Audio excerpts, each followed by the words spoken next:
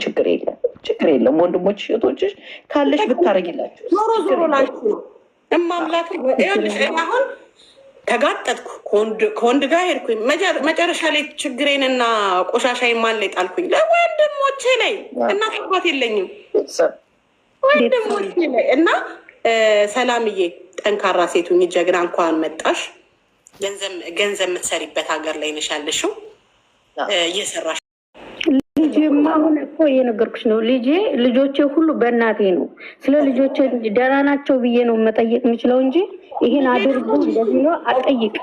ታዲያ አንቺ ምንድን ነው የሚያስለቅስሽ? ቆይ እናትሽ ጋር አስቀምጠሽ እናትን የመሰላት እናቴ ያለች አባቴ ያለ ገንዘብሽን ብቻ ለእናትሽ ትስራለሽ። እናትሽ ጋር ታስቀምጪ። አንቺ ጀግና ሁኝና ከልጆችሽ ጋር። እኔ አሁን ምን እመኛለሁ መሰልሽ? ከልጅ 12ኛ ክፍል አልኩሽ እኮ 12ኛ ክፍል ሲጨርስ ችግር ማውረስ አልፈልግም ለልጄ 12ኛ ክፍል አልኩሽ እኮ ራይድ እሰራለሁ አዲስ አበባ ላይ። ለወዳችን አናጣም። ለትምህርታቸው ያጋግጠኛል። ትንሽ ትምህርታቸው ኤክስፔንሲቭ ስለሆነ ያጋግጠኝ ነበር እና ያንን ከሚሆን ለምን አልሄድም አልኩኝ።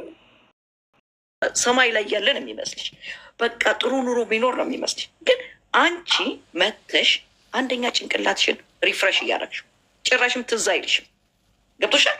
ይሄ ጭንቅላትሽን ራስሽ በራስሽ ቴራፒ ያደረግሽው ገብቶሻል? እና ይሄ ጎበዝ፣ በቃ ጎበዝ ማደንቅሽ ራስሽን ማውጣትሽ ነው መጀመሪያ ለልጆች ስትይ፣ ሁለተኛ ራስሽን አዳንሽ። ገብቶሻል? ጎበዝ በጣም ይሄንን ነው የምልሽ። በጣም ነው የማመሰግነው። እኔ ማለት እኔም ብዙ ኤክስፒሪየንስ ስላለኝ ነው፣ በብዙ ሰዎች ኤክስፒሪየንስ ስላለኝ አንቺን ሰምተው ብዙ ሰዎች እንዳንቺ ቢጥሩ ማለት የሆነ ነገር ማለት ትዳር ይመሰረታል፣ ልጅ ይወለዳል፣ የሚያልፈው ነገር ያልፋል። አንቺ ደግሞ በህይወትሽ አንቺ ነሽ ባለቤቱ ለራስሽ። ስለዚህ ጭንቅላትሽን ማደስ ያለብሽ አንቺ ነሽ። አንቺ ግን ያረግሽው ለውጥ ማለት ባል ነው። ከሄደ ምን አለች መሰለሽ አንዷ ስትናገር፣ ባልና የስራ ኃላፊ ሼፍ ማለት ነው የስራ ቦስሽ ሁልጊዜ ይለዋወጣል። ገብቶሻል? ሁልጊዜ ይለዋወጣል። አንቺ ግን እዛ ቦታ ላይ ስትሮንግ ሆነሽ መቀጠል አለብሽ። ስራ ቦታም ስገቢ ሌላ ሼፍ ነው የሚያገኝሽ፣ ኃላፊ ነው የሚያገኝ። ሌላ ቦታም ስገቢ ግን ሌላውን ስራ ስትይዥ ያኛውን ትረሽዋለሽ፣ ያኛውን ኃላፊ። ገብቶሻል? ስለዚህ ባል እና የስራ ኃላፊ ሁልጊዜ ይለዋወጣል። እንደ አዲስ ነው፣ ሁልጊዜ አዲስ ስታገኝ አዲስ ህይወት ሊኖርሽ ይችላል። ስለዚህ ጎበዝ ነሽ። በአንቺ ላይ የወሰድሽው ለውጥ በጣም ማደንቀው ነው። ጎበዝ፣ በዙ ቀጥይ። ሌላ የሚናገር ካለ ይንከርሽ። ሌላ ሀሳብ ያለው ሰው የሰው ልጅ ፍቅር ሁላችሁም አውሩ። የኔ እናት አንዳንዴ የታፈነ ልብ ነው እኮ ከሌላ ሰው ከብዙ ሰው ብዙ ነገር ትምህርት ታገኛለሽ። የታፈነ ልብ ነው እና አውሩ። ሰላም፣ እንዴት ናቸው? ከኛ ተማሪሽ እናቴ ወዴ የኔ ቤተሰብ በተለይ አረብ ሀገር ላሉት በጣም አንቺ ትምህርት ነሽ። ቤዝዬ እኔ ፍቅር ጠንካራ ጀግና እንደምትሆኝ ይተማመናለሁ። ለእናንተ ጥሩ እህት ነኝ እኔ። አንቺ ዘመዴ ነሽ እና በርቺ፣ ጠንክሪ፣ ጎበዙኝ። ምንም ነገር እንዳያታልልሽ፣ የምትፈልጊበት ቦታ እንድትደርሺ ጀግና ሁኝ። እሺ እናቴ፣ አንቺ ትንሽ ነሽ፣ እኔ ለአንቺ ትምህርት ሆናለሁ። ትምህርት ማለት ወንድ የወደደ ሁላ ወንድ አይደለም። እሺማ ቀጥይ የኔ እናት። ይቅርታ። ሰላም፣ እንዴት ናችሁ? አለን።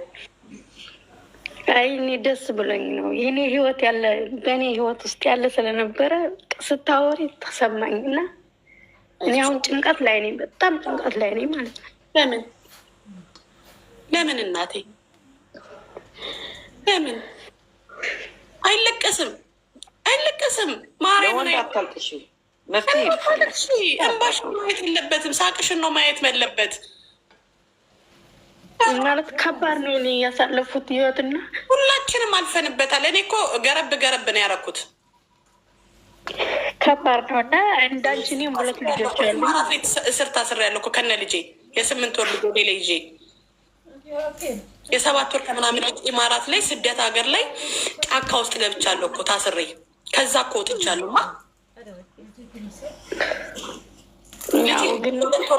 የ40 ቀን ስደት ሀገር ስለነበርኩኝ አፕን አደረገ። እዛ ትንሽ ለ1 አመት ያህል ምናምን ቆየው።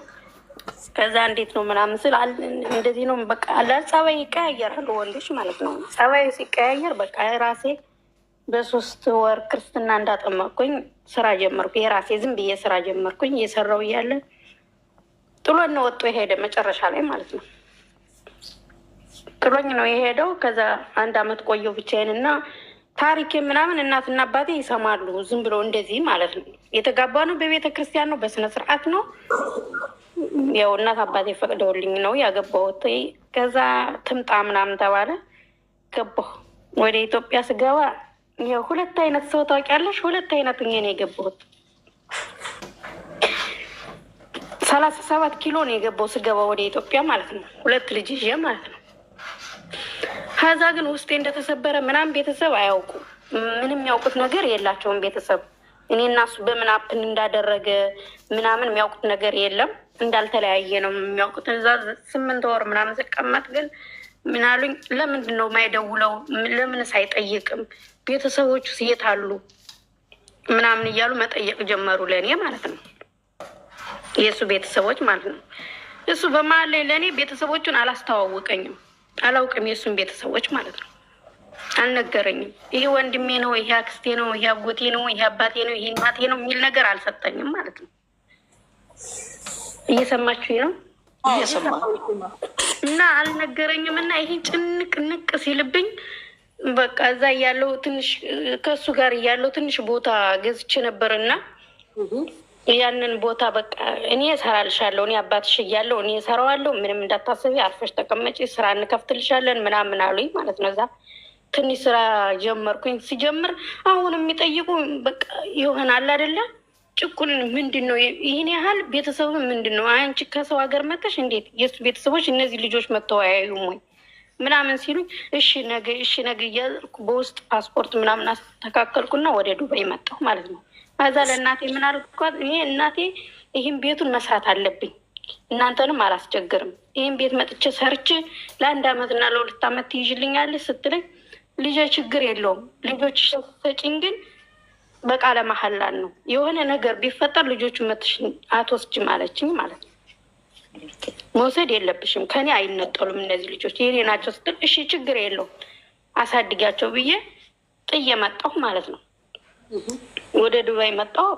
እነሱ ያው ለምን አይጠይቅም ቤተሰብ ለምን አይጠይቅም ምናምን ሲሉ፣ ከዛ የሚያውቁን ቤተሰብ ነበረኝ፣ ያጋባኝ ቤተሰብ ነበረኝ። እሱን ሲጠይቁት አንደኛ በእንደዚህ ምክንያት ነው፣ ሁለተኛ ተለያይተዋል እና አሁን የት አለ ቤተሰቦቹ የት አሉ ምናምን። ቤተሰቦቹን አታውቅም እሷ ምንም ይሄ ነው ምንም አንዲት ነገር ለቤተሰቦች እንዲህ ነው ብዬ አልተናገርኩም።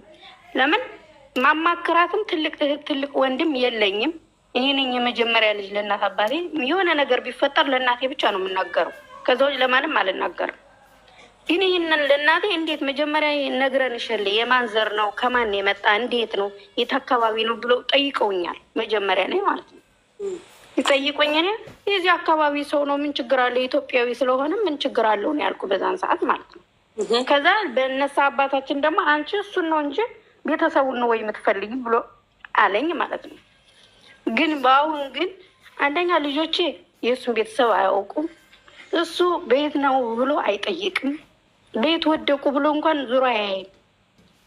ከዛ ትምህርት ቤት ሊመዘገቡ ሲሉ በማን ስም? በአባታችን ትልቋ ታውቃለች። እኔ በአባቴ ነው በአባትሽ ይመዝገቡ ሲል ተዋቸው በአባታቸው ይመዝገቡ አልኩ እኔ ማለት ነው። እና አሁን ይህ ምንድን ነው ሁሌም ይጠይቁኛል። በምን ልፍታው ይህን ነገሩን ማለት ነው። ሚማር ሰላም፣ ማን ነው ስምሽ እናቴ? ሰላም። እኔ እንትን አንቺ ጀግና ሁኝ። መጀመሪያ ፈርስቶ ራስሽን ውደጂ። መጀመሪያ ራስሽን ውደጂ። ራስሽ ቦታ ስጪ። ራስሽን አትጉጂ። ባለሽበት ሀገር ራስሽን እንዳትጎጂ። መጀመሪያ አምረሽ ተውበሽ ታያቸው ለልጆችሽ። አምረሽ ተውበሽ አንቺ ይኸውልሽ፣ አምረሽ ተውበሽ ስትታይ እሱ ፈላጊ ይሆናል። ታውቂያለሽ?